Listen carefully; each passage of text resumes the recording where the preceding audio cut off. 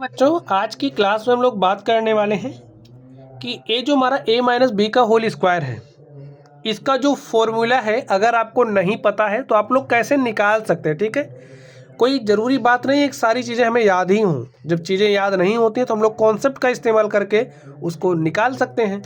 तो आप लोग सबसे पहले समझ लीजिए, जो हमारा a माइनस बी का होल स्क्वायर होता है वो किसके बराबर होता है। a माइनस बी का होल स्क्वायर हमारा बराबर होता है ए स्क्वायर प्लस में बी स्क्वायर माइनस 2ab की। ठीक है, ये हमारा फॉर्मूला होता है। अब आप समझिए, आपको a निकालना है भाई। a माइनस बी का होल स्क्वायर क्या होता है आपको पता करना है। आपको पता नहीं है फॉर्मूला, तो आप कैसे निकालोगे।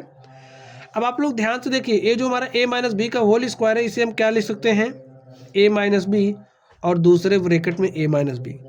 क्यों लिख सकते हैं, देखिए अगर हमारे पास a स्क्वायर है तो a स्क्वायर का मतलब क्या होता है, a गुणे में a। तो बस इतने पूरे को आप a मान लीजिए तो हो जाएगा a का स्क्वायर, हमने अलग अलग करके लिख लिया। अब आप ध्यान से देखिए, अगर आपको बीजीय व्यंजकों का गुणा पता है, ठीक है, तो आप लोग गुणा कर सकते हैं। गुणा करने के बाद आपको फॉर्मूला मिल जाएगा। देखिए इस a को गुणा करिए इस a से।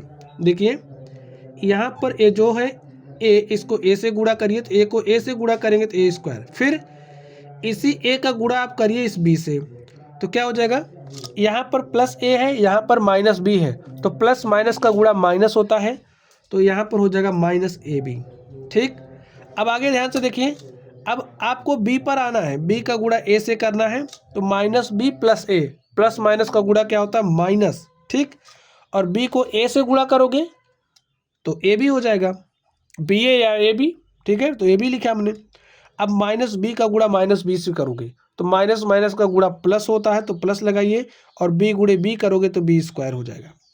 अब स्टूडेंट्स इसको आप लोग लिख लीजिए। देखिए a स्क्वायर प्लस है तो यहाँ पर plus b square minus A B तो कितना हो जाएगा माइनस 2ab।